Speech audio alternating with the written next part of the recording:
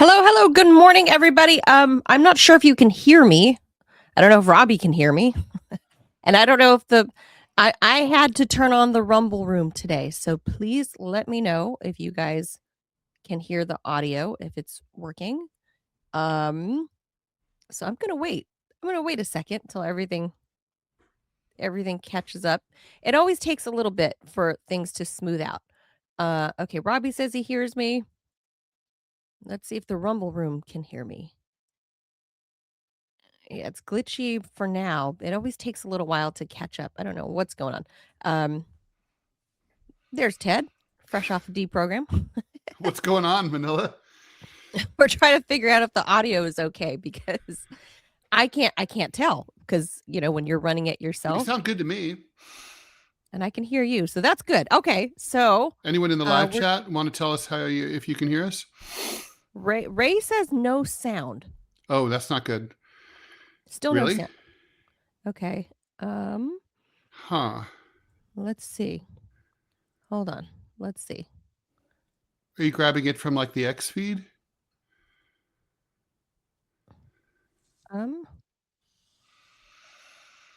Robbie says, Manila, leave the Rumble room.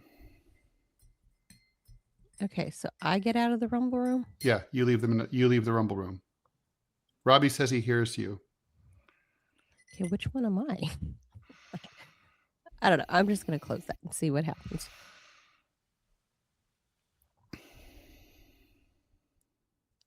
You should still be here. Is that working? Are you guys working? All right, we need Ray or someone else to pipe in. Yeah, somebody else let us know. Robbie, you need to let us know. I don't know if I got out of the room, but I closed it. Robbie was not he's not usually available Friday mornings, so sometimes when he cuts it close like this, one of us, either Ted or I, have to do the Rumble room. And that's where things get effed up. Fucked up. Yes, they do. Okay. Yes, they certainly do. All right. The Rumble room says it's a go. We have sound. All right. Do you want to start why don't you start the intro and we'll start the show and then you can like edit it and Yeah.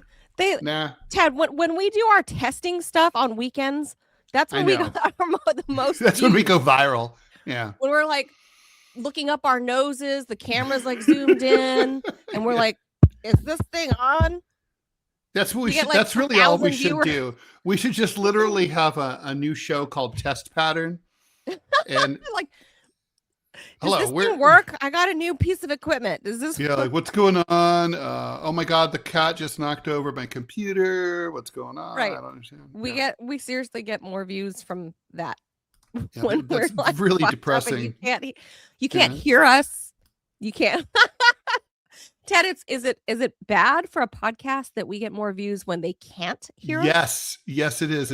It's not a good sign at all. No, it's really not. Now you're stuck hearing us now. So this is Fun Friday. This is because we've just all lost our shit by Friday. It's just no holds barred. Just I can't control what comes out of anybody's mouth on Fridays. It is Friday, March 27th. You have me and Robbie. You can't control us anyway. I know. I'm Manila Chan. That's Ted Rall. This is the Ted Manila Information Show, TMI Show for short. We do it live Monday through Friday, 10 a.m. Eastern time, right after deprogram. So please hit the like, the share, and the follow button to help our little show continue to grow. Now that we've gotten through our all of our technical glitches, we have an ad to get to, and then we'll get to the story. So go ahead and throw that up there, Robbie, before the ticker expires. Because that's how this works. All right. Robbie's putting this up. See, seriously, people don't understand. Like, people think you just hit a button and you're just on. It doesn't work like that. I wish it did. I wish it did. But when you have multiple people in multiple states, it doesn't work like that. You need a producer. You need a producer. Someone that does all the technical stuff. So that's what Robbie be there for. Okay. All right. Let's jump through the ad.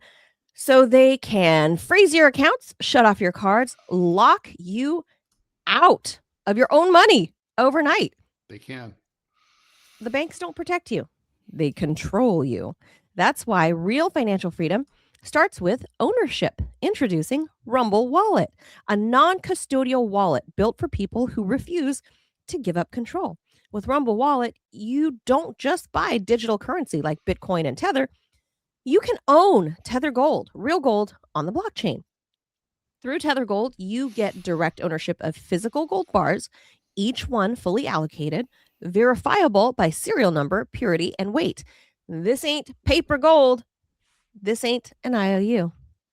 This is real gold. Without the bank vaults, storage fees, or gatekeepers, you can buy, sell, or move it 24 hours a day, 7 days a week. And when traditional gold markets are actually closed, if you want to, Tether Gold can still be redeemed for physical gold. That's power. And when you support creators here on Rumble, you can tip us directly using the Rumble wallet, peer-to-peer, outside of the banking system. No permissions, no middlemen, no cancel button. The wallet is yours forever. So it's all about freedom. We likes the freedom. All right, let's hop to some of the stories. All right. So this is what I put on the thumbnail here. And I need to pull up, I lost where I had the tab of the statistics, but I'll pull it up. So China's emergence, if you guys don't know, and Ted, you and I think the number one spot is India for this story, but we'll talk about it. So China's emergence as the second hub of pharmaceutical innovation could trigger massive changes to the global drug market, including how treatments are regulated and priced in the U.S. So that's China doing their thing, and it can finally impact us here in the U.S., which I think is great because they rape us here. So obviously that's why it matters to us. There are more cutting edge therapies, generally good thing, right, for patients, Ted. We don't have to rely on the owner of the LA Times for drugs. Which is a good thing. That's a good thing, especially for women like me. That's a good thing, regardless of where these drugs come from. But the new world order could spark questions over who will access those therapies and where the money flows. So by the numbers, this looks like China went from being the country of origin for drugs. It was just 8% 10, 11 years ago in 2015. If you can imagine that, Ted. They owned less than 10% of the market share. And fast forward to 2024, they own over 32.3% of market share. Mm-hmm. I mean, in the span of like less than 10 years. That's according to JAMA. So the U.S., on the other hand, we lost ground. In 2015, we had 48.2% of new programs originating here. By 2024, we lost percentage down to 37.4%. During that time, the number of U.S. drug development programs, grew from around 5,000 to 7,000, but the Chinese programs skyrocketed from fewer than 1,000 to more than 6,000. So they had 600 time increase? That's sixfold. That's a lot.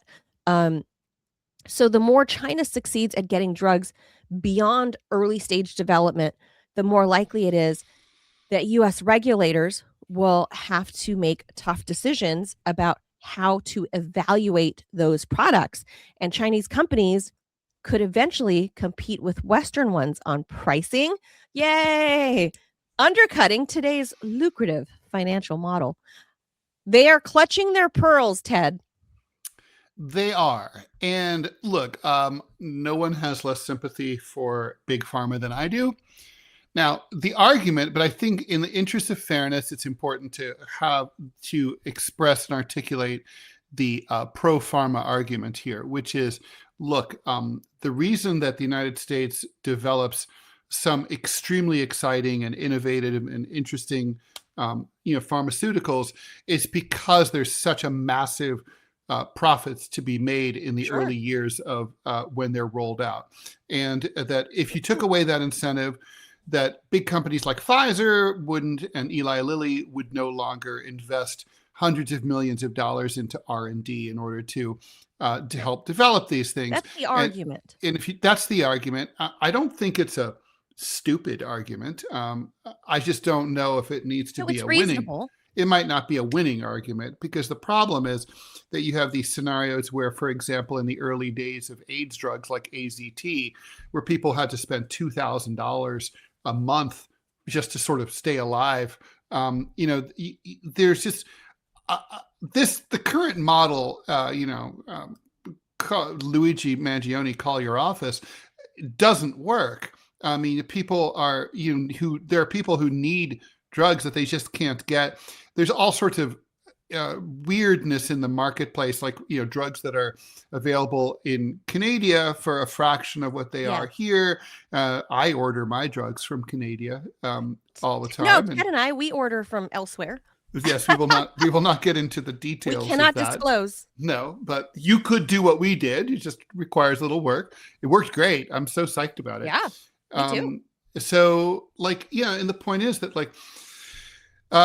so this current system doesn't work very well. By the way, early in the segment, the answer you were correct. It's India is the number one manufacturer, maybe not developer, of these drugs, and a lot of them are actually imperiled by what's going on in the Strait of Hormuz. But China's becoming both. From the longer read of this article and what's coming out in JAMA, is that China is not only becoming the manufacturer, they are also leading the way. Well, they're in second place. They've jumped spots to development, to R&D. And here's where the whole socialist and communist, because I'm neither of those, right? You are. But here's where the argument kicks in to where, it might kind of be a good thing, is that in a socialist country, it's the rising tide lifts all boats. That's the theory, is like this, we can do this for everybody, and it's for humanity, and this is for us as and obviously a civilization. China has massive economies of scale too, right? So yes. So that when you couple that with the story that we covered, I don't know, around the start of the new year, about how like the top 10 universities in the world, I think 7 of them were in China, knocking Harvard out on its ass. So more than half of the top universities in the world, we're talking, it's kicked out Oxford, it's kicked out Harvard, it's kicked out Yale. China is leading the way. And Ted, you and I have said this for years. Well, it makes sense. This they're the biggest 21st century is China's. Yeah, they're the biggest country, and we have not taken this competition seriously in the West. Because we went woke. Our eyes went over here to being like, let's focus on this and hate each other and whatever, while China's like, all right, you guys do the bathroom thing, and we're not focused on important shit. The right is busy like sucking their own cocks and licking the flag and sucking and like sucking up to the cops and trying to beat each other up and and the left is, like you said, they're focused on like which of 65 genders you are, and what is the proper pronoun for this and that, and all sorts of bullshit. But meanwhile, the Chinese are eating our lunch on infrastructure, on education, on social guarantees. And the thing is, it's not really like they're taking food out of our pockets. We've just deciding to just keep doing things the way we always have, even though it doesn't work terribly well. We've seen that as far as education, and even though I'm not a fan of pharmaceutical drugs, I know that in some instances you have to have big pharma. That's not my first go-to, but that being said, if you're gonna have a real functioning society, a thriving culture, a healthy population, you have to not only focus on drug and medical developments, you You have to focus, like actually invest in it, but not rape and pillage the people that you claim to be trying to save. The very people of the culture, of said culture. You have to actually try to develop this because it's the right thing to do. And give it to them because it's the right thing to do. So this is kind of like, okay, so you brought up the S word, socialism. Look, my theory has been under socialism that all essential services should be controlled by the government, not not things that are not. Hollywood does not need to be controlled by the government. It's not essential. I mean, it's very important, but it's not essential. But for things that you have to have in order to live and function in our society: water, medicine, homes, education, healthcare, and medicine is definitely part of healthcare. Those things should be run by the government. So if I think the government could easily nationalize companies like Eli Lilly and say, okay, we're taking you guys over. As the government, we have an infinite amount of money, so the whole R&D issue is not a problem. It's just like NASA or DARPA. We throw money at you guys. All of those companies, their R&D comes from our tax dollars. Correct. And then, why not just take and then if we own them, then we can provide the drugs at no or nominal cost that people need when they're sick. Yeah, I mean, it's not that producer Robbie really had this experience. I mean, they're kind of inextricable, right? Like the what I would call the right to medicine. Although in fairness, a lot of these pharma companies, they do have those things where if the drugs are super expensive, they have programs where you can apply and get them for less. So they're trying to cut commies like me off at the pass because they know we're coming for them. So, Well, like I said, this is like kind of an inextricable problem, like health insurance, the big carriers and big pharma. They're inextricable from one another. Producer Robbie, he had this experience firsthand after getting doxxed. His wife fell ill. They had to fall into her insurance. Mm-hmm. And then Robbie, the drugs that your wife couldn't access anymore because her insurance wouldn't pay for it. She still can't. We can't get her insulin.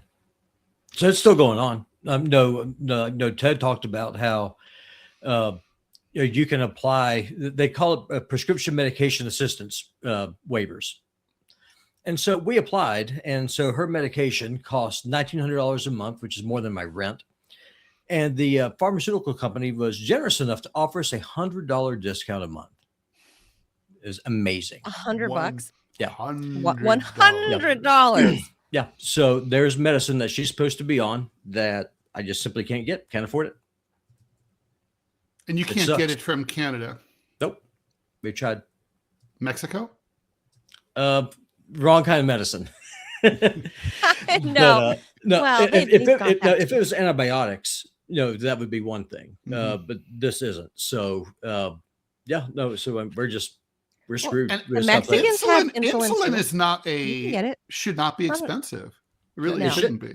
No, it shouldn't be. There are people that were cutting. There are Americans here that, because of the price of insulin, that were taking smaller doses to try to, stretch out their script, right? And they end up dying. Like that's. Well, with us, the problem is, it's not traditional insulin. She was on Ozempic. And so once you're on that medicine, you're supposed to be on it forever. But for what Kizzy was going through, the doctor's like, this is what you need. It's not a weight loss thing. It's not right. This is the right medication for this is the right medication that you need for your quality of life. And that medicine should be available for either a nominal fee, like a couple of bucks, or free, because it's fucking medicine, and she's an American and she's a taxpayer and she lives here, and we are rich as shit, and we're spending literally $2 billion a day to bomb Iran for the Israelis. We allegedly have spent 850 tomahawks already in less than a month. Yeah.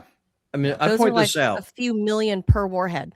Yeah, and it's absolutely hilarious because people on the right call me they call me a communist. It's like you have no idea about what it is that you're even saying. No, you are retarded. If you think I'm a commie, you have. No, we were banning the R word. I'm going to get you there, Robbie. I refuse. I refuse to be censored. I will. If you don't become a commie, because of this, what is it awesome about capitalism when you hear back from the drug company like, hey, we need $1,800 for this monthly bill for this monthly medicine? This is a capitalism, though.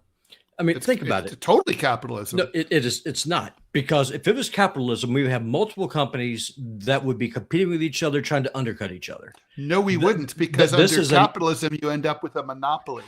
Always. Well, we have a government sanctioned monopoly right now. The reason why you don't have competition is because the regulations don't allow startups to go in and compete.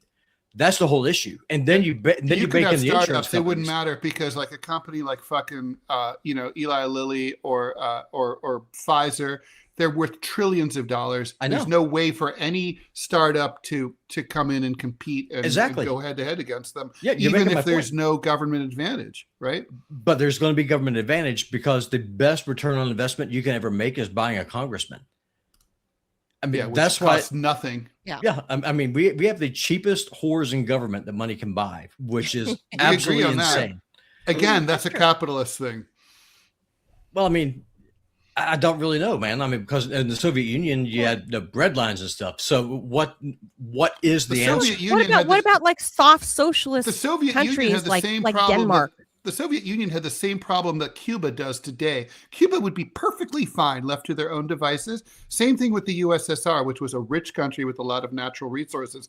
But literally, they were constantly at war with the United States and its allies over capitalism. Which basically were constantly interfering with their economy, imposing trade blockades and all sorts of sabotage. If they'd just been left alone, they would have been fine. Hello, Venezuela. There would have been no bread lines. Yeah. Venezuela. Well, I mean, listen, I get what you're saying. And I'm Team Ted on this. The healthcare system should be nationalized, because it already partially is. Medicare, it's a vital national Medicare need. And Medicaid fund they're the biggest insurer of scale for healthcare. So they privatize the profits and then they socialize the losses. That is our system. Okay. It's a hybrid. That is our system. No freak with two heads can ever survive. You got to have one or the other.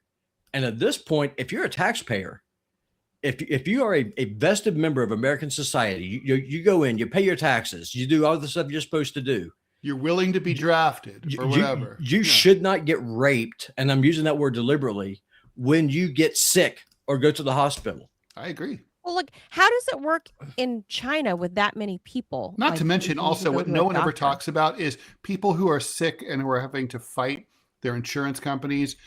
They're literally sick. So fighting your insurance company sucks when you're healthy, but you're literally ill. You should just be focusing on getting better, on wellness. Yeah. And then you're getting bullshit from your insurer. Like medicine is socialized in Italy. I always say this, my experience there after spending a few days in the hospital, when it was time to say bye-bye, they were just like, okay, we're glad you're feeling better. Bye-bye. I was like, and you're like, but how much do I owe you? But like, are you going to send the bill to America? Or they're like, what's his bill? They're like, what is this? We don't bill. We don't charge you bill. We no bill. And I'm like, but and that's how it's Italian. done. I got sick in fucking Uzbekistan. It was a very poor country at the time, less poor now. And, same thing, no bill. They took good care of me. It was fine. Yeah. I was in Rome. I was in the big hospital in Rome, and for like 2 or 3 days, and like, no bill. Are you kidding? If I was admitted to the ER here in America for 3 days, we're talking like $40,000 at least for those couple of days, 2 or 3 days. Yeah. Like, easily. Yeah. Oh yeah. Easily. So it's not like Italy is some raving leftist bastion of socialism, but their medicine is. Ask Berlusconi. But their medicine is. And Well, their that's most social of the services world. are. The vast majority of the world has socialized medicine. And that's because it's an essential service. It's like, if the government's not going to be there for you in your ultimate hour of need, what fucking good are they? I mean, literally, what are you more in? I mean, what does the government do? What, it defends your borders from invaders. Until it doesn't. But frankly, right. But like, that's not as important as as getting better when you're day-to-day sick. living. I would rather be living under Nazi occupation, than being dead, because I couldn't afford medicine, right?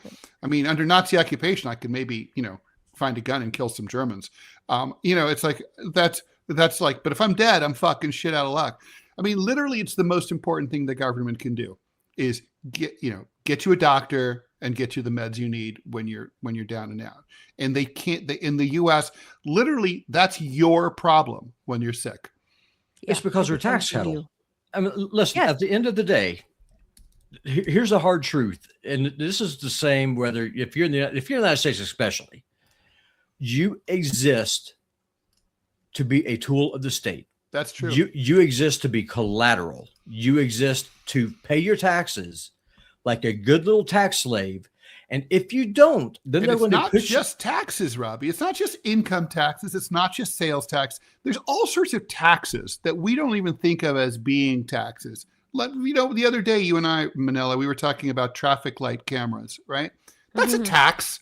I mean, literally, you roll, whatever, you're a little inattentive, you roll through a yellow light a little late, boom, you get $100 bill when you get home, right? There's no getting out of it. You can try, but you owe that money. That's a tax. I mean, they're basically just trying to leech us dry all the time. So honestly, the way that I see it is that it's a social contract. I give you some of my liberty as an individual. I give you a portion of my income in the form of taxation in exchange for services. What are those services? You owe me a collective defense. You owe me secured borders. And you don't owe me a guarantee at a good life, but you do owe me the chance to at least try to build one. That's what you owe me. Or not die. But for that, you're going to require personal safety, for example, local you need a police force. You're going to require clean water. You're going to need food. You're going to need transportation. You're going to need education. Okay. You're going to need telecommunication. Here's what in China, it says the average cost for a primary care visit costs them is was it 30 cents? 7 yuan, which is $2. That's just based on your government healthcare. You pay $2. You want to go see a specialist, it'll be 58 yuan, roughly $16 for a specialist. And if you had to do inpatient care, they kind of cap you out at about 4,000 yuan, which is about $1,000. You're capped, that's it. That's it. Out of pocket, total out of pocket. No, during the summer of love, the government so you broke don't its go contract. broke. During the summer of love, the government broke its contract. They allowed those rioters and those looters to go roughshod, sacking businesses, destroying property, and just going completely and totally ham. But the tax man was still there at the end of the day, holding out his hand for his filthy lucre for a service that he did not provide. I would say the same thing is true on 9/11. Like the tax man was collecting 50% of your federal tax dollar on September 10th, 2001, and on September 12th, 2001. Even while not a single plane was in the sky at the beginning of the attacks, defending or monitoring or patrolling American airspace. Do you guys know that? The entire air defense of the United States, all 48 contiguous states, when the attacks began at 8:42 a.m. on 9/11, was 12 Air National Guardsmen who were weekend warriors on the ground. Then they got the call, and they had to run to their planes, ditch their coffee, and scramble and start from scratch. All other real countries, as Robbie right back, would but say. My new cat's trying to dismantle the apartment. I'll be right back. Excellent. All serious countries, like Robbie would say, it's not like that. They at any given time, They're ready to Iraq scramble or jets and Uzbekistan, they whatever. don't have to scramble anyone. They've got jets patrolling the border all the time, Oh, all the time, all the time. really? France, England, France does that? all real countries do that. Canada, yeah, They have jets patrolling? yeah. There's just like Lifeguards just cruising just around? in case, because it takes time to scramble a jet. If we did that, if we were a proper country, we would probably have had on 9/11 500 jets up in the air, because we're a big country. And then imagine the response time would have Wow. been so much faster to intercept and possibly shoot down or force the hijacked planes to land. It would have saved a lot of lives. Yeah. No, I did not know that. But this is one of the big glaring big L for America. Yeah. Like when it Yeah, comes to no doubt. medicine, No doubt. healthcare, hmm and now we've lost our standing as far as educating the next generation of doctors and STEM and all that. We've lost our standing there. So it will take a full generation, Ted, if we wanted to go back to us being number one. Like this generation, it's done. It's gone. It's I don't over. even know if I think it would take. It would several. take at least one. Yeah, yeah. Yeah, I mean, not to mention you'd have to have a At least completely radical shift in the American system. I mean, you'd have to change our economic model to one where where human beings are important, and we don't have that. The last time we had this big social contract conversation was like in, I don't know what, the LBJ days, I think. Was that it? Yeah, And that's right. so it's been roughly 50-ish some odd years. It's time. It's half a century. We need to have another conversation as a country about Clearly the social contract. Like, clearly, what do we give Uncle Sam? What does Uncle Sam give us? There's no reciprocity. There's no reciprocity. Like it seems like a one-sided relationship, and the rest of us get screwed. So it's just something to look at, is that if you're looking at just big pharma and how much money they're just raking in, we saw how much money, especially, it was put on blast during COVID. So now people are more aware, and that hence where we've gotten to with the whole insurance issue with Luigi. It's all highlighted, like it's there. We thought Bernie talked about it right in 2016 with Medicare for all, and then that just fucking fizzled out, right? It just fizzled. Single payer, we're going to give everyone meds. You need insulin, we'll get you insulin. Well, 10 years later, there's not even a conversation about it. No. And China's eating our lunch. And I have to say, Manila, I predicted this. So Lincoln Steffens was a great muckraking journalist of about 100 years ago. And he famously observed that if a man requires a loaf of bread in order to live, giving him half a loaf of bread is worse than giving him nothing at all, because the half loaf of bread will dull his appetite, and he will not be as serious about seeking out the full loaf of bread that he requires, but he'll die nonetheless, right? And like that's what happened with the Affordable Care Act. Affordable Care Act was half a loaf of bread. The American up until 2008, in American politics, the lack of socialized health care was considered a major political issue, and it was a major crisis for the American people. After the ACA passed, people kind of thought like, okay, that's backburnered. We're moving in the right direction. We're not quite there, but this is an improvement. We'll see how this goes. And even that's your half loaf. Obama argued and said, well, this is a move in the right direction. People like me said, no, it's not a move in the right direction, because people are going to forget about the issue entirely, and that's going to make things worse. And that's exactly what happened. If the ACA had never happened, if there hadn't been a weak Democratic Party that was pretending to be liberal or left or whatever, and you end up with a half-assed measure, we would now have full European-style socialized medicine, and Kizzy would not have problems affording her insulin. This is half measures are not good. Yeah, we should probably move on. Yeah, here we are. So we can't say enough about that. I think this is something we're all passionate about, because every one of us needs doctors. Every one of us needs meds, and this is where we're at. And it's just another nail in the coffin. as we approach America 250 in July, Ted. Yay! We're not the top producer. At least we get a cage match. Yes, great. And we might get like some kind of IndyCar race around DC, Ted. Woohoo! Whoa! Exciting. Oh. Yeah, it's it's so idiocracy. It's crazy. Forget insulin. I'm getting IndyCar. Go watch Idiocracy this weekend. That's my assignment to you. You've never seen it. Go see rent it. Go watch Idiocracy. It's so worth it. No, it's streaming. It's streaming everywhere. Well, go look at it. Stream it for like. You've never seen it. Whatever. Who? You've never seen Idiocracy. Me? Right? What are you talking about? I always say it's my favorite movie. Oh, okay, never mind. I know like every fucking line. Well, it's totally. We are living in Idiocracy. Except President Camacho was more intelligent than Trump. Audience. Yeah. No, right. I've seen the movie a gajillion times. It's literally my favorite movie because it's prophecy.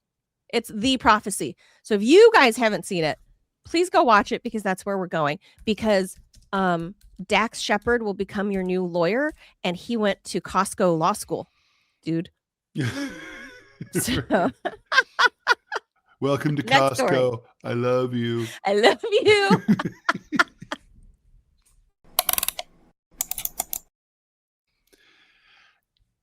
A New York judge has rejected a bid by ousted Venezuelan President Nicolás Maduro and First Lady Cilia Flores to dismiss their drug trafficking charges over a legal fees dispute. Maduro and Flores' attorneys say the U.S. is violating their right to counsel by blocking the Venezuelan government from paying their legal expenses.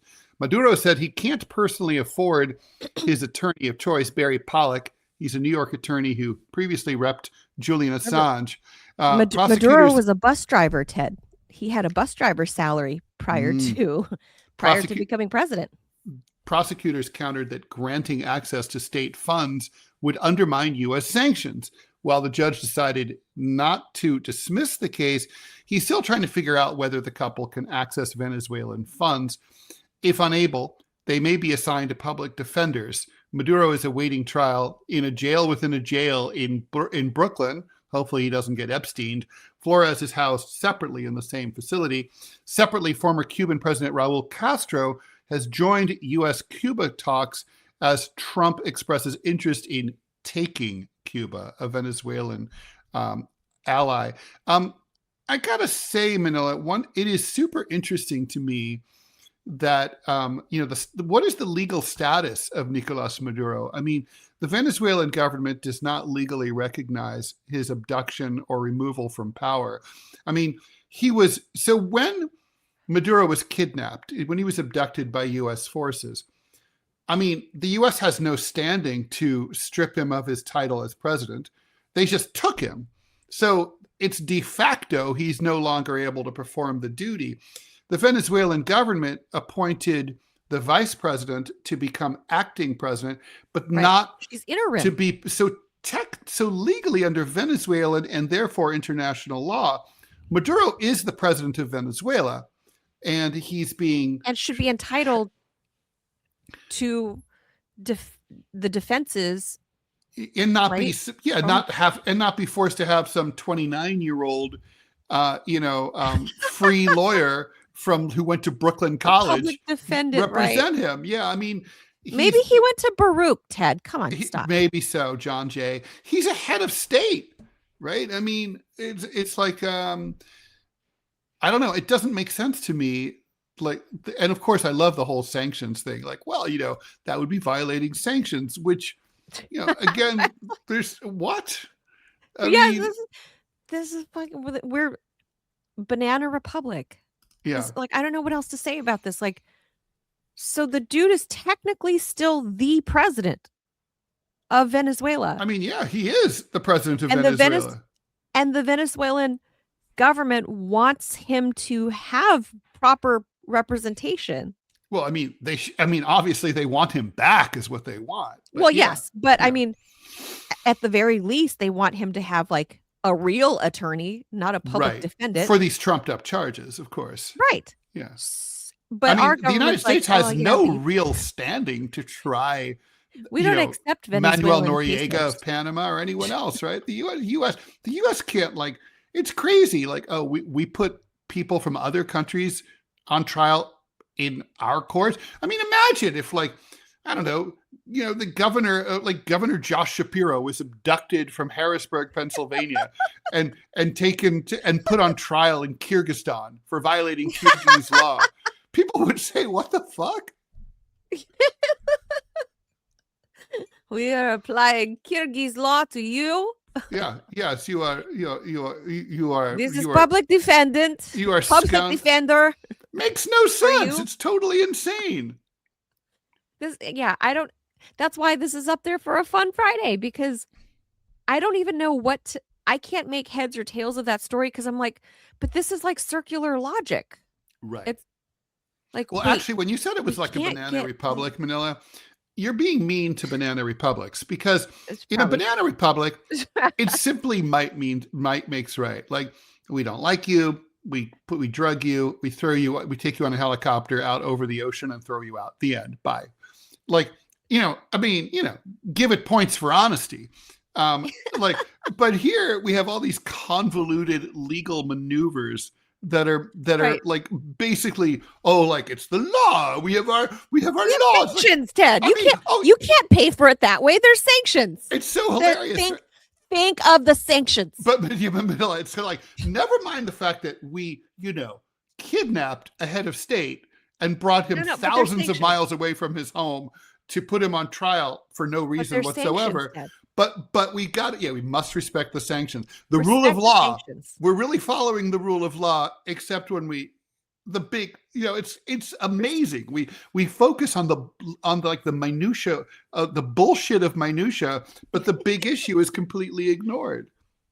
Respect the sanctions, Ted. We are a country of laws.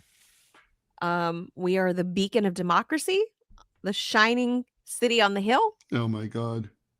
We would love for you to afford a Harvard-trained lawyer, except we can't accept your money because then he would be breaking U.S. sanctions. Oh my God. Breaking news.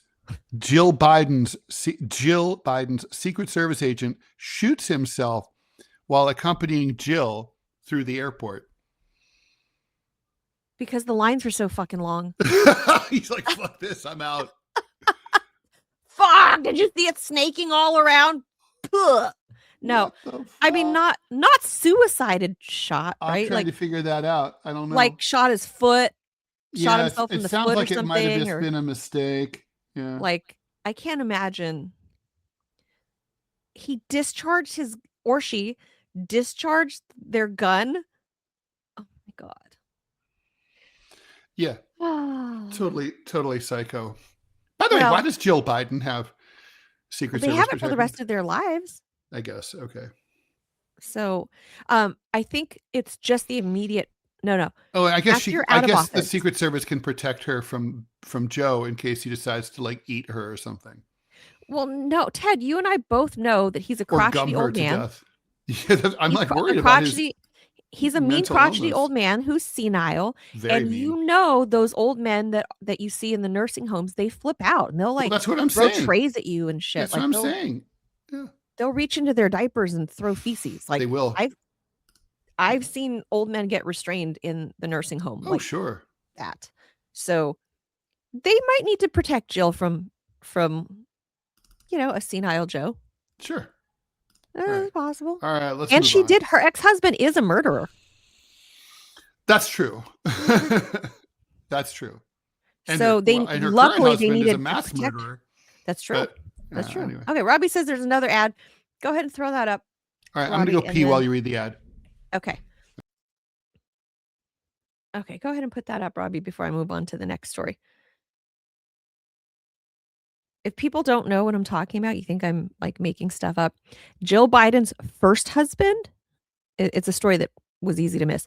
Her very first husband, she wasn't married to for very long, like in the 60s or early 70s. He was just recently, like 2, 3, 4 months ago, charged with the murder of his longtime wife that he's been with. I don't remember what it was about, but it was like, oh, that's creepy. That's Jill's ex-husband. That's weird. Oh, wait, is it another Rumble wallet? Oh, they really are pushing this one. Okay. So they can cancel your accounts. They can freeze your cards, decide what you're allowed to buy, say, or support. The big banks and financial institutions have total control and they use it. That's why financial independence matters more now than ever. Introducing Rumble Wallet, a wallet built for real freedom. With Rumble Wallet, you control your money, not a bank, not a government, not a tech company. Buy digital assets like Tether Gold, Bitcoin, all in one secure place. No permissions, no middlemen, no cancel button. And when you want to support the creators that you actually believe in, you can use the Rumble Wallet, the app, to directly tip those content creators securely, instantly, and without interference.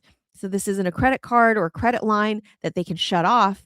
It's your wallet permanently. It's yours to protect your future, yours to protect your family. So when the system fails, when institutions turn on their own people, financial sovereignty is the difference between security and vulnerability. Rumble Wallet isn't about politics, it's about freedom, ownership, and protecting what's yours. So take control today. Download Rumble Wallet now and step away from those big banks for good. True ownership, true protection, and true financial freedom. All right, Ted. There we are. Let's go over to the next story. Okay. So this is a fun, this is a Ted in Manila specialty. So young adults are in what researchers are now calling a dating recession.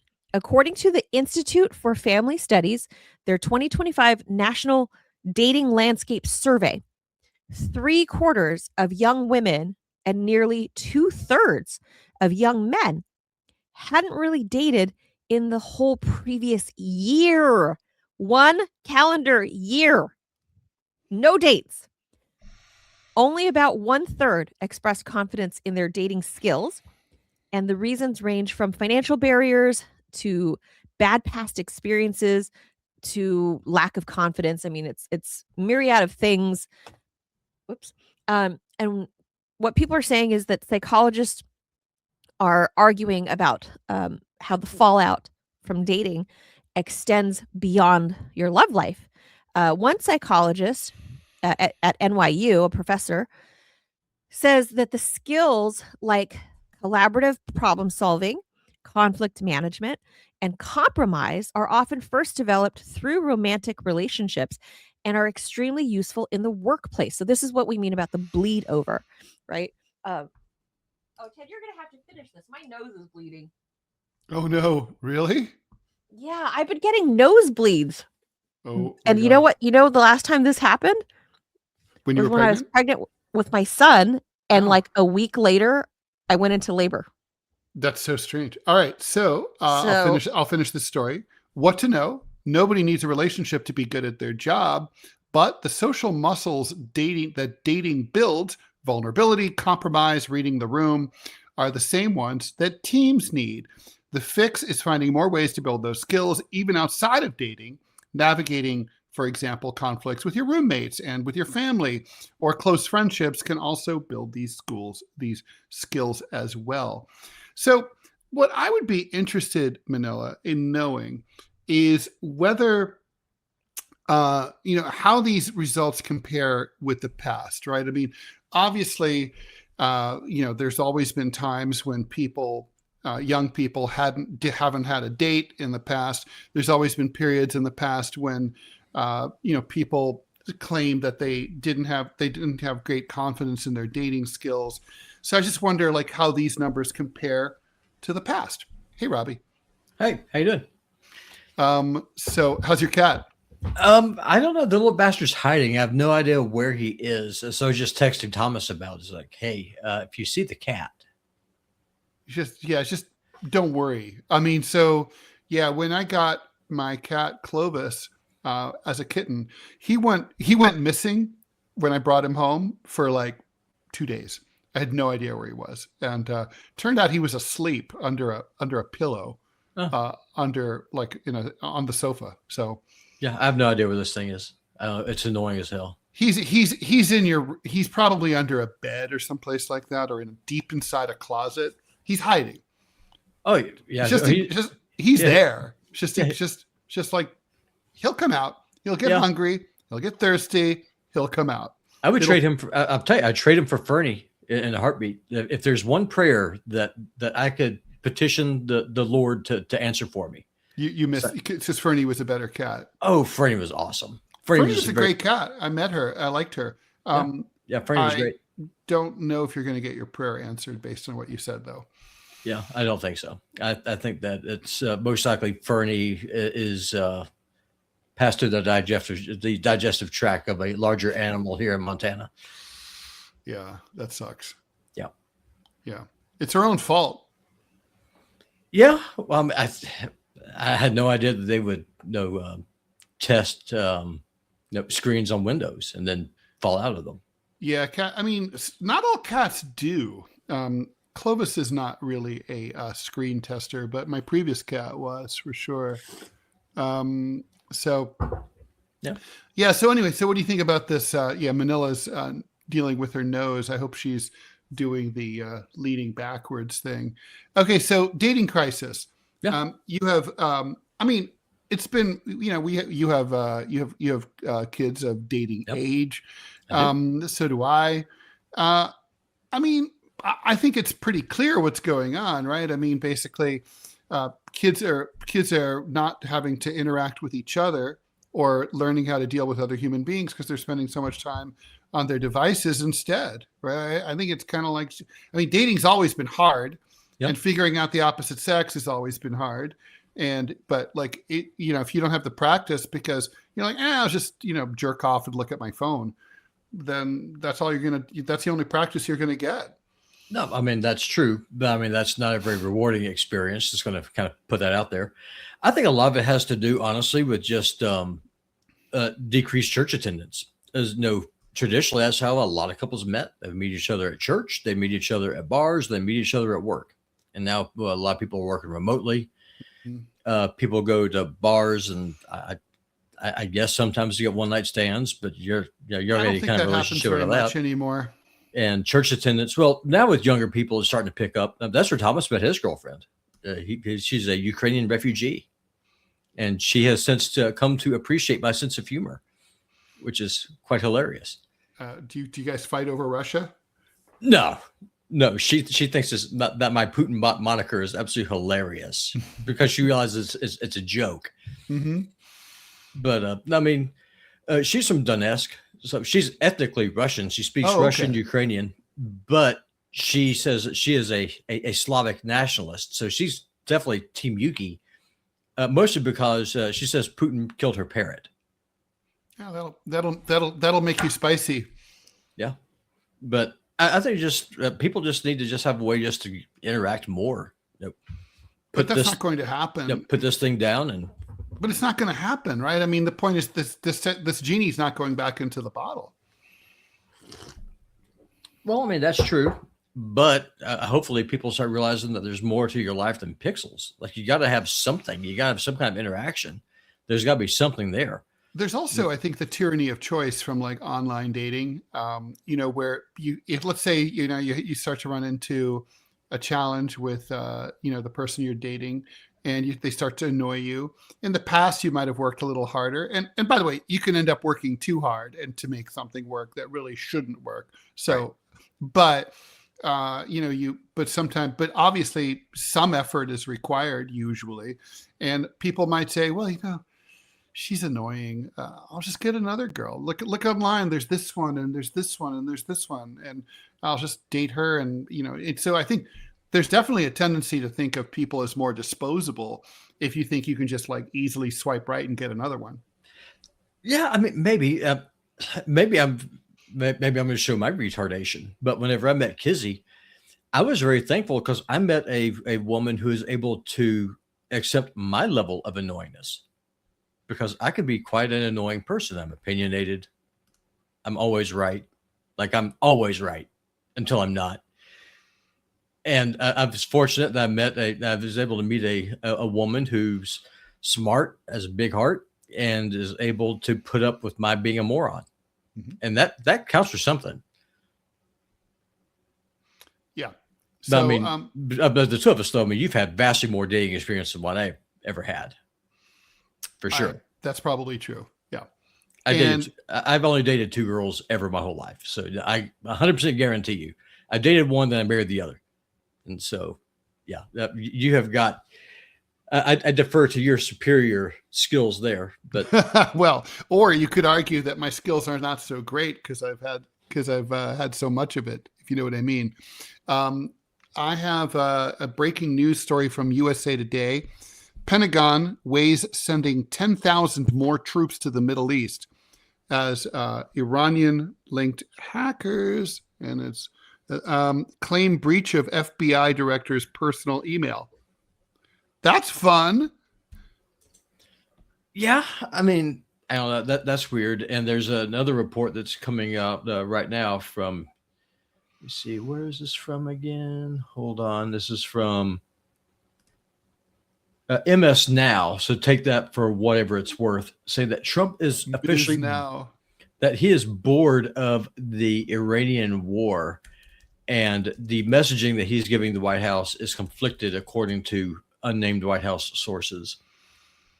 Manila says her nosebleed is not slowing down, so I think we should proceed to the next story. What do you think? Sounds good. There's only so much you can talk about dating. Nah, it's true. It's kind of like sucks to be young, I guess. Okay. All right. Since 1914, 112 years ago, U.S. currency has carried the signatures of the Treasury Secretary. These days, that would be Scott Bessent, and the U.S. Treasurer. The Treasury Department announced that yesterday, so for the first time, they keep saying a sitting president's signature, but it's not like a former president's signature has ever appeared on paper currency. So just a president's signature will appear on future U.S. paper currency alongside the Treasury Secretary, supplanting the poor treasurer in honor of America's 250th birthday celebration. Last week, the U.S. Commission of Fine Arts approved a 24-karat gold commemorative coin bearing Trump's image, also tied to year 250. That cleared the way for the U.S. Mint to begin production. So, as Trump continues to reshape Washington's architecture, he also has discussed turning the White House Treaty Room on the second floor of the presidential of the White House into a guest bedroom with an ensuite bath. I don't care about that. The White House has been remodeled many times, and I don't think there's any problem having a guest bedroom with an ensuite bath. That may shock people that I approve of anything that Trump has to do. But I will say, I showed this during deprogram. So these are the bills of the Republic of Turkmenistan in Central Asia. Yep. That there is former President Sapir Marat Niyazov, also known as Turkmenbashi, or head of all Turkmen. His picture was all over the place. He renamed one of the months of the year after himself, one of the other months after his mom. He renamed the second largest city in the country after himself. It's called Turkmenbashi. He had a giant gold statue of himself in the center of Ashgabat, the nation's capital, that turned to face the sun as the day went by. Although the joke in Ashgabat was that the sun actually turned to face him. He named a famous meteorite after himself. Everything was called Turkmenbashi, all Turkmenbashi, all the time. Was he overthrown, or did he die of old age? Or he died of old age. So the people just put up with it. Yeah, they did. Yeah, they did. I wonder if Trump will be our Turkmenbashi. Washington Post is reporting that the U.S. is almost out of Tomahawk missiles to use against Iran. Oh, so sad. Darn. That's okay. They'll buy more. So what do you think? I mean, I think you're a student of nationalism. Yeah. In my experience, only countries that have dictators have their president's image on their currency. They're especially the living presidents, like Saddam Hussein, people like that, Kim Jong-un. Nobody else does. Granted, this isn't Trump's image, but that can't be far behind, can it? No, and the thing is, it's dumb, because in the United States, really one of the biggest issues is that it's a transcontinental nation, 350 million people. We don't have a majority of anything. We don't have a national language. We don't have a unifying culture. We don't have a unifying history or a tradition or a religion. All we have is our symbols. That's really the only thing that holds us together, at this point. Well, if you get rid of the symbols, then what's left? I mean, what holds the fabric together? I mean, the tapestry is getting really kind of threadbare right now. It is. And I mean, I think that's, and I've said it before, and some people kind of disagreed with me, but it's what it is. I think you can have a multiracial society, no problem at all. But multiculturalism doesn't work because one culture is always going to, supersede the other one. One's always going to dominate the other culture. And so how do you make that work then if you have a big, complex country with hundreds of ethnicities and immigrant groups and everything else, and people everyone has their own different languages? Like, tell you show me the ballots there in New York City. They're not English is one of many. Right. So what is the one unifying thing? It's got to be the nation's symbols. It's got to be at least the promise of what the nation at least portrays to stand for. If you discard that, what do you have left? I mean, you've traveled a lot more than I have. Where am I wrong? No, I mean, look, I've given a lot of thought to that thing. You've said this before, and I've thought a lot about it. About multiculturalism versus multi-ethnic. I think you've got a strong point. I mean, you look at Americans aren't really aware, you are, but of the fact that like most European countries are really empires, right? Like France and Italy and Spain were all cobbled from little collections of Germany, of little duchies and provinces that were independent fiefdoms that were all forcibly brought together by force of arms and became these modern nation states. And now we think of France as we know what France means, but there was, there's lots of, there's the Provençals, there's the Basques, there's the Bretons, there's all sorts of ethnic minorities and other languages. And in all of these countries, in order to unify them under a common national identity, they eradicated, crushed, and suppressed expressions of foreign languages within their borders, or minority languages, minority rights, so that there was a common French thing, or in German, a common German thing, or whatever. And look, this in the United States is a lot bigger than any European country. So I mean, you definitely, I think you have a very valid point there. Well, the Japanese, when they annexed Korea, they outlawed the Korean language. They outlawed Korean martial arts. If you were caught speaking Korean in Korea after 1910, you're executed. I mean, my best friend in Japan is from Hokkaido, which is a northern island, and they have their own separate culture, their own separate language. They look different. Yeah, I know. And the Japanese central government has always suppressed those expressions. Yeah. So is that person he or she a ethnic Aino? Yes. Yeah, that explains. I mean, the Japanese, they did everything they could to eradicate those people. Yeah. Yeah. I mean, and they still suffer a lot of discrimination. Oh yeah, no, they do. I mean, I actually read a story about them last year, talking about how even to this day, economically, the Aino are basically just wiped out and destitute. They can't do anything unless, right. I mean, what do you do? Yeah. And in France, it was like, Brittany, like my mom, she was from a Breton family. And, which is basically like Welsh. It's very similar. And it had their own language. And like, if any kid in class spoke any Breton, was overheard, the teacher would beat them. It was just not permitted. And any expression like that was banned by French law. There was a sort of a revival of those expressions in the 90s. And now in Brittany, you'll get the signs are both in Breton and in French, sort of like Quebec here. But I think here though, I mean, really, I mean, the danger of what Trump is doing is that he's attacking the mythology that the United States is built on. E pluribus unum, out of many one. Mm-hmm. Many different groups, many different ethnicities, many different outlooks, many different religions, everything else, different creeds. But you you can have your culture, that's fine, but it's secondary to being an American. But now, though, what does being an American mean?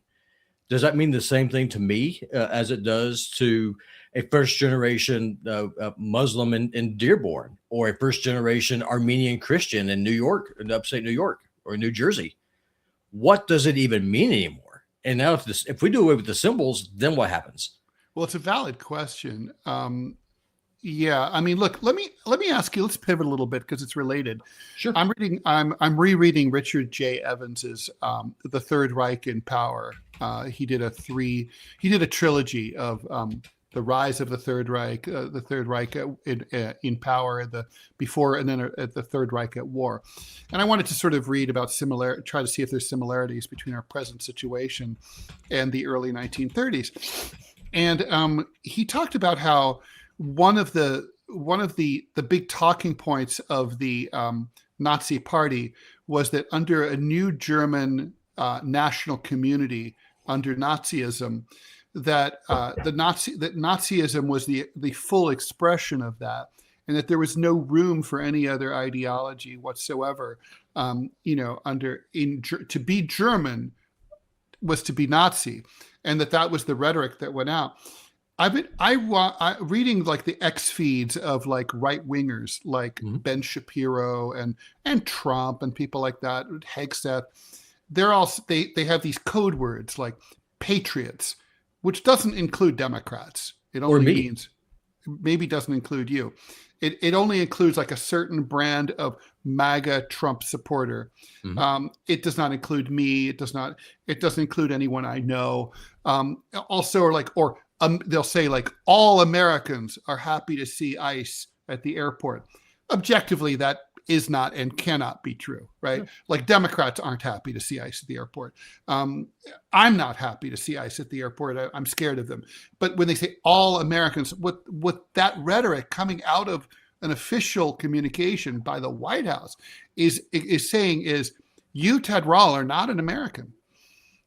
If you're a Democrat, you're not an American. If you're a liberal, you're not an American. If you're a conservative like you, Robbie, but you're not 100% on board with Trump, you're not an American. It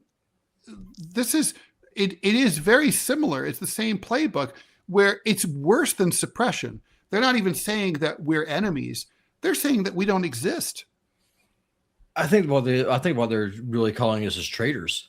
I think that's at the end of the day, that's what they're calling us. Like, for example, I am a right winger. I'm not a conservative. When I look around at the current system, there's nothing in this system that I want to conserve. I want to burn it all down, start over, just like a hard reset. Because I think that's what's needed. I think I'm a radical right winger who wants to go back to founding principles, whatever those are, if we can agree on what those are anymore. And I think it's just a big part of the problem, right? Is because we have two different fundamental issues. One, you have the Ben Shapiro camp, who says all American patriots support this, when the dude is fundamentally anti-American in everything that he says. He is pro-Israeli. That's what he is. He is the traitor. What he's doing is that he's projecting that. Yes. I want Americans to be able to afford a house, be able to get married, have kids. I want to have closed borders. I want to have a strong national identity, not an ethnic identity. Racism is retarded, but we need to have a strong national identity where we can at least agree on fundamental things. I have the right to make a mistake. I have the right to live my life as I see fit, provided I'm not hurting anyone else. I have the right to be able to trust the institutions that I vote for. Those are things that I should be able to have in the social contract. Trump does not give us those things. You have a right. You have a right, if you're arrested by someone who purports to be a law enforcement officer, to know what you're being accused of, to know who's accusing you, to know their identity and what agency they're from. And to have a speedy trial. We don't have any of those things. No, speedy trial is completely denied. No, of course it is. And right now it's just all lawfare. But if you point that out, then the Ben Shapiro or the Mark Levin types are going to be like, oh, well, you're not an American, Robbie. You're not a patriot. Fuck you. My family's been here since the 1600s. I am a Native American. My ancestors fought in the Revolutionary War. Where were yours at, Benny boy? I'm dead serious. No, I'm not.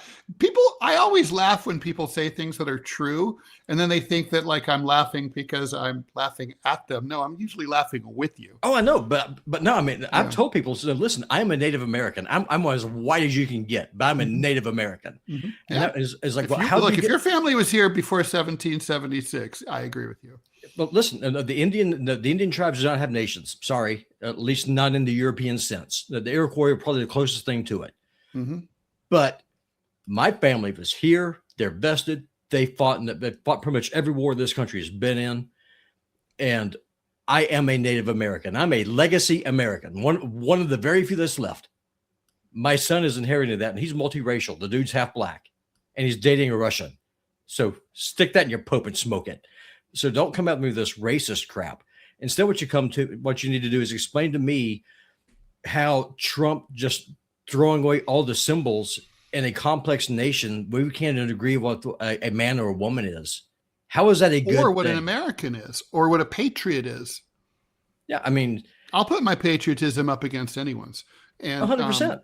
It's like, yeah, and in terms and my Americanness, Yeah, I mean, Manila's just as much American as I am. She's a first generation American. 100%. I have no problem with that. No, she didn't swim across the river and come here illegally. If you did, deport her ass. But she didn't. She was born here. She is an American, and she's one of my dearest friends. So do you think this is an intentional, and we should go, but do you think this is an intent? There'll be a last question of the show, but do you think that's an intentional tactic by the right to unperson? I mean, they're not even otherizing, they're unpersoning people who don't agree with them 100%. I do, but I don't think it's the right wing thing because, I mean, the Democratic Party did the same thing. I mean, Joe Biden called people like me trash. Yeah, but that's different. He's not saying it's right, but it's different, right? Like Joe Biden looked down on people like you, insulted people like you, diminished and denigrated people like you, but he didn't like say everyone agrees with me, Joe Biden.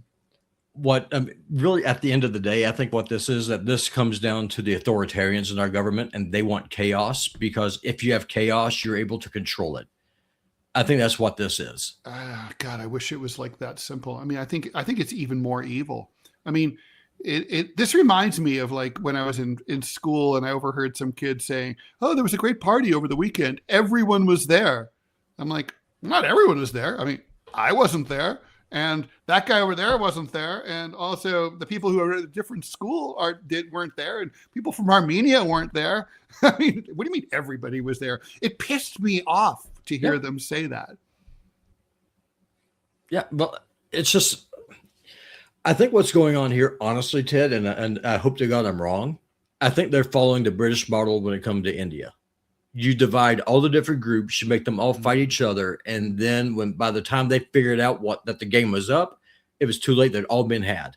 And it doesn't matter at that point what tribe it is that you belong to or what creed it is that you cling to, because you're all screwed. I think that's the game plan here. It is it is the British play in India. Robbie, you get the Bengals, fight everybody else. You get the last word, and I like that last word. Thank you so much, Robbie, for filling in for the nose-bleeding Manila Chan, who presumably will be back in the chair at 10 a.m. on Monday. TMI Show is here Monday through Friday, 10 a.m. Eastern time. Let people know about our special today. Yeah, at 3 o'clock, we're going to do a live. I don't even know what we're talking about, Robbie. Do you even know? We got to find somebody to disagree on. Well, yeah, Robbie and I will be, we'll be doing a Rumble Premium episode over on my channel, the Ted Rall channel on Rumble. So go to Rumble, look for Ted Rall, and you'll find it there, 3 p.m. And Robbie and I'll be mixing it up. And Ted is now an official Rumble creator. He's in the creator program. Thank you so much for that, Robbie. And thanks everyone for listening and watching. And Manila, I know you're getting ready to hit the outro. So Manila, you can hit the outro.